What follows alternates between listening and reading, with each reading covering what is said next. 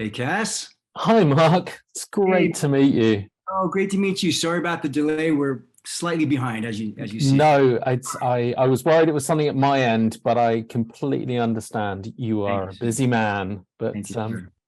it's an absolute delight to meet you. And Uh, Likewise. Thank you. I'm just for introduction's sake, I'm Cas Harlow. I'm the movies editor over at AV Forums, and I am here today with Mark Dacascos, martial arts superstar, Hollywood legend. I'm very, very pleased to meet you. Cass, thank you so much, and I'm happy to be here with you. Uh, you've been a champion martial artist since you were a kid. Muay Thai, Capoeira, Wushu, and of course, the Dacascos family founded One Hop Kendo. Perfect. Yes. I'm doing my Yeah. best here. No, you said it. That's it. And soon after that, you pretty swiftly hit the action scene in Hollywood. American Samurai, Only the Strong, of course, Double Dragon, Kickboxer 5, and then Drive was big. Thank you. And from Drive all the way through to more recently, things like the melancholy One Night in Bangkok, to being the only person who could step into the late Brandon Lee's shoes for the Crow, Thank you. to your villainous turn in Hawaii 5-0, Thank you. Thank you, man. and scene-stealing work in John Wick. I Thank you. mean, it's quite the resume, but arguably some of your finest work, I think, has been with Christophe Gans, 1995's stunning manga adaptation of Crying Freeman, and 2001's cross-genre epic Brotherhood of the Wolf, which is part of what brought us together because the Studiocanal are doing this stunning 3-disc 4K release later this month. So tell me a little bit, you come from a huge martial arts heritage. How did you crack Hollywood in the first place? Oh, goodness. Well, first of all, thank you for that incredible introduction. And I feel like you've said everything, and I'm just going to drink a coffee and listen to you. But thank you. Um, so, just to go back real quick from the beginning, it wasn't what I grew up in. I was born in Hawaii. I spent some time in Colorado. And then at 12 years old, our family moved to Hamburg, Germany. At 17, I moved to Taiwan. I was going to be a monk. Plans changed. I came back to America when I was 18 and a half and found myself in San Francisco, Chinatown, walking down the street on a lunch break from teaching classes at my mom's martial arts studio. And an assistant director approached me and asked me if I wanted to audition for a movie. And I said, thank you so much, but no thank you. And he asked why, and I said, because I'm not an actor. And they said, he said, you don't want to try? And I said, no, I wouldn't know what to do. And then he gave me his card and he said, if you change your mind, please call. I go back home and I told my mom, and she said, why don't you want to audition? And I said, Mom, I don't know how to do this. She goes, well, go try. You never know. And I said, but I have no experience in any of that acting stuff. And she said, listen, you wanted to be a monk and that didn't work out. Life is twists and turns and ups and downs. Just try it. And I did. I auditioned. And 3 days later, I was invited to the movie they were doing. And that was my entry into show business, movie acting, and all that. It's really because of my mom. She said, go do it. And I did, so that's how I started. And then, of course, I love the storytelling aspect. I just love it, how actors, stories, directors, we can, if we do our jobs well, we can touch people's hearts. And hopefully inspire and educate and entertain, and I love all that. So of course I tried to do everything I could to, and I still do, to become a better storyteller, a better actor, have better presence, more presence and voice. And to this day, I'm still in classes. My main mentor is Patsy Rodenberg from London. She was, head of voice at the Guildhall, and she's worked with the National Theatre and Royal Shakespeare Company. And I am proudly, I've been with her for maybe over 18 years, but just this year will I finish up my second year of teacher training with her, and be certified by Patsy to help less experienced actors find their way. I'm really excited about that. That's, to me, that's one of the things, is that when we work in movies and TV and plays, you get a chance to have direct, at least at live stage, to have direct interaction with the audience. And, on film, of course, stories can touch people, and they can see something you did 15 or 20 years ago. To me, learning how to teach storytelling, in a sense, working with presence, is just, for me, the natural evolution of martial arts and acting combined.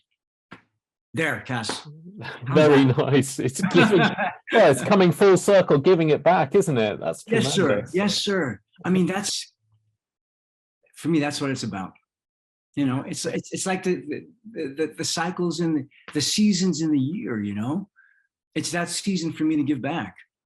I'm older now. Nice.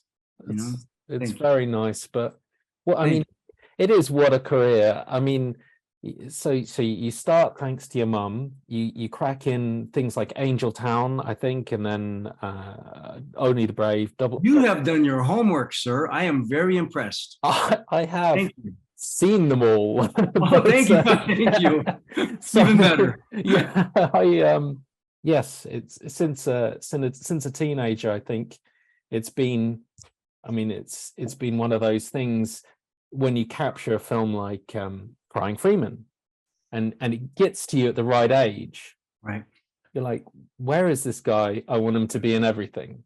So so I think it's interesting. How did Christophe Gans come into your life? How did that? Because that's quite a big part of your life and your family now. Absolutely. So, because as you know, I know why you said that, and let me tell the audience why Cas said that. Is because I met my wife on Crying Freeman. She played Emu O'Hara, the lead girl, and Kristoff cast her. So the way I was introduced to Christophe Gans was I did a movie called Only the Strong, the Capoeira movie. Yeah. And Samuel Adida was one of the producers on that show. And then Samuel Adida was one of the producers on Crying Freeman. And Samuel thought that it could be possibly interesting for Kristoff to meet me and possibly be a potential lead character for that show. So it was Samuel was the connective tissue. The connective. Nice. Yes. So I'm guessing you're fluent in French then. I wish I were fluent in French. Growing up in Germany, I had that as my third language. I went to a German school. I had English, of course, and then French, but I hadn't spoken French for many years prior to Brotherhood of the Wolf. So once we, once I was invited officially to join the movie, I jumped right into French classes again, just to, refresh and learn and get used to it. And then also at the same time, worked with a Mohawk cultural consultant so that I could, have the posture and the breath of Manny, have an idea of what his thoughts could possibly be about, this story in his life from his perspective. It was a lot, and I didn't know how to ride a horse, so I had a lot of work to do. I mean, it was intense, but Cas, it was truly one of the biggest joys working on that show, just across the board, just between the story, the location, Kristoff and his team, our cast, the incredible Dan Lauston. Okay, you know Dan Lauston, yes? I do not. I'm going to admit that right now. Okay, good. Well, tell me. So Dan Lauston was our director of photography on Brotherhood of the Wolf. Yes. We also did The Shape of Water and Wick 2, 3, and 4. Oh, there's some Yes. connections here. 2, Nice. 3, 2, 3, and did he do 4? Yes, he did 4 as well. Yes, yes. Very So that's nice. Dan Louston, yeah. I mean, it's beautifully lensed. It is a tremendous epic. I don't think that I can think of many movies that combine that many genres together. Yeah, and that's Kristoff, man. That's Kristoff. Yeah, he's quite happy with that. He wants horror and action and politics and drama and a little bit of humor and historical, you know. That's Kristoff. Yeah, well, it worked.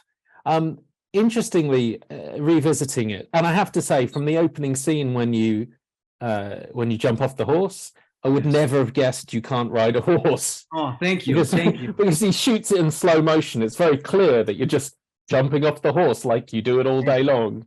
Thank you, Cas. Well, that was, you know, the great thing about, one of the many great things about that show was that we had ample time for production to, in production, to prepare.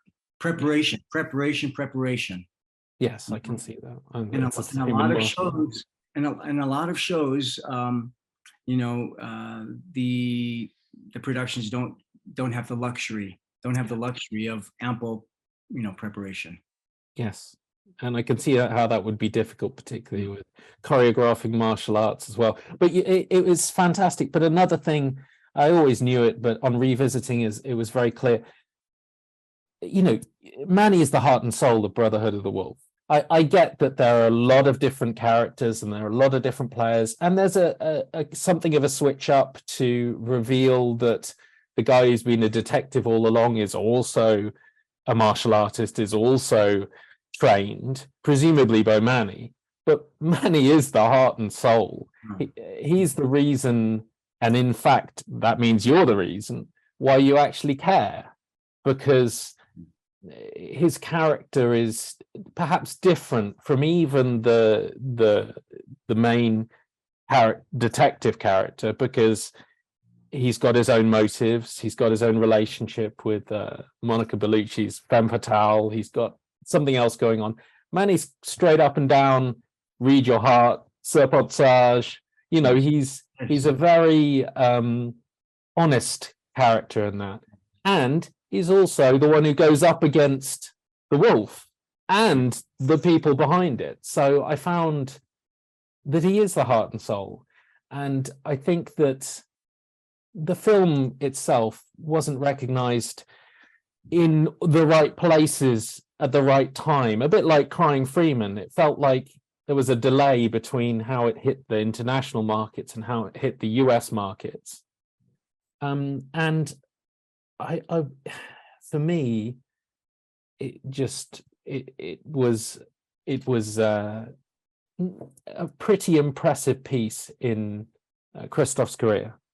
And I would have, it's great revisiting, and it's great that now it has a huge following, a cult following, and it's something of a classic now. I just wonder whether things could have been different for everybody involved if it had hit everybody at that mark at that time. But you obviously appreciated that you enjoyed working on this. Would you say it's your favorite of all of the films you've worked on, or is there a secret thing you're going to pull out Drive on me just because of Kadeem? Oh my goodness. Well, you know, gosh, I don't know if I have a singular favorite. I you know, because I try to be open to, you know, to the experience of whatever I'm working on, and bringing the experience from the past movies to present show. Yes. So in doing so, you know, it's like whatever I'm working on is the one that I should be at my best in theory. But certainly in terms of, like you said, the cross genres of a film, I've never been on anything with so many genres in one story as Brotherhood of the Wolf. And never have I worked on one movie for, you know, 5 months plus.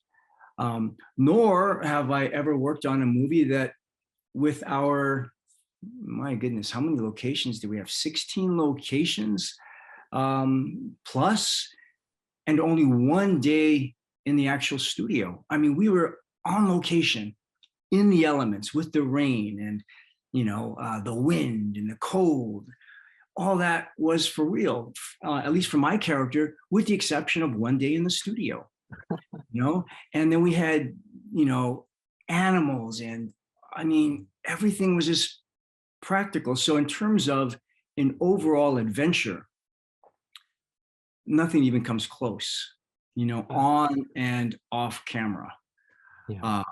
Now, of course, there are certain specifics, like Kadeem Hardison, who is improvising every other line and being coaxed by our wonderful director, Steve Wang, to do that. And me, the biggest challenge was not to start laughing at how things he says. You know what I mean?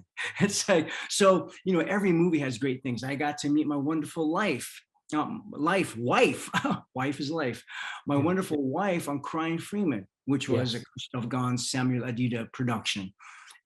So every show has wonderful parts, but in terms of overall, thus far, I mean, Brotherhood was something. Yeah, I can see that. Yeah. Having said that, being on Chad Stahelski and Keanu Reeves, John Wick 3 was also quite the adventure. Oh, I'm not surprised. That was a scene stealing. That was some impressive work for them to catch you on that. Thank you. I think it felt like they actually recognized something there by bringing you in to face off. I think that's because you can tell by the caliber of people they're bringing, like Donnie Yen in the latest one. I think it's nice that they got you in, and it was interesting because you obviously play the character a little against type, because you're absolutely in awe of John Wick. It's fantastic. Thank you. So it's probably a little bit like me right now, but anyway. Appreciate that. Thank you, Chad. Kristoff and Samuel. Yes. Was there ever the opportunity? I know there were many projects they hoped to do, like Onimusha and Fantomas. Was there ever something that there was a chance you could circle back with them? I think you did some TV work with them, but was there ever a chance to do another big movie? And is there maybe ever a chance to? Okay. There were a couple of opportunities. Yes, there were a couple of opportunities. Okay. And we were working towards that, but life, they didn't work out, unfortunately. And then rest in peace, Samuel Adida passed a few years ago. So he is no longer with us in body, but certainly in spirit and memories. And we have some wonderful films with him. But with Kristoff, I hope so. Kristoff is still directing. I'm still acting. We're still breathing, and I hope that I get a third opportunity to work with Kristoff again. I mean, I feel already very blessed and fortunate to have done 2 movies with him. Yeah. So anything more is of course just icing. But I feel like he's gotten older and evolved and has grown, and I feel the same way. And I think we could do even better than what we did on our previous shows, because I feel like we've gotten better. Yeah, you have the experience now. Yes, the experience, of course. Experience on camera and on sets and in life. A deeper, more profound understanding of our lives and the whole life experience. And I would love to have the opportunity to work with Kristoff again and bring that to camera and put that on screen. I would love it. I think it would be great. Thank you. I've got one last question, and it ties into that. It's what does the future hold? I mean, I know you've come a little bit full circle, because you did The Crow, Stairways to Heaven, and took Brandon Lee's part, and then now you're going to Bruce Lee's Warrior. Yes, thank you. Yeah, I Thank you. just today brought Oh. the trailer, and what do you know? There Hello. you are. Yeah, Hello, yes. Cas. Is this going to be? Can you tell us a little bit about it? Is it going to be a ongoing thing? Is it? So yes, I'm a season regular, season 3, Yeah. Warrior, HBO Max, comes out June 29th, and I do not want to give any spoilers because I'm really bad at, but the season is phenomenal. Yeah. Great acting talent, action talent. And it has heart. It has heart. It's a huge roller coaster of a ride with lots of heart.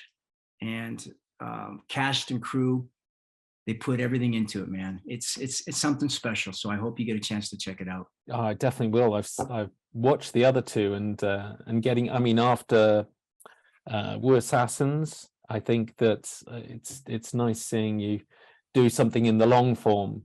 Thank you. Any feature films in the pipeline as well? Maybe? Yes. Well, I'll have one coming out next week. Yep. Next week, Knights of the Zodiac, manga turned live action with Famke Janssen, McKenyu, Sean Bean, Madison Eisman, Diego Tinoco, and Nick Stahl. Yeah. Nice. Thank you.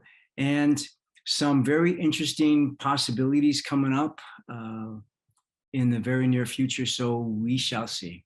I think a John Wick 0 Origins spin-off should be something on the cards. I would love that. I would love that. Thank you. Yeah. Thank you. Oh, it's been an absolute delight. Thank you so much for taking the time. You're welcome, Cas. Thank you for having me, man. Great talking with you. It's been fantastic. I hope that you enjoy the rest of your day, and I will look forward to seeing you in whatever you're in the future. Thank you, Cas. Thank you, Cas. Much aloha.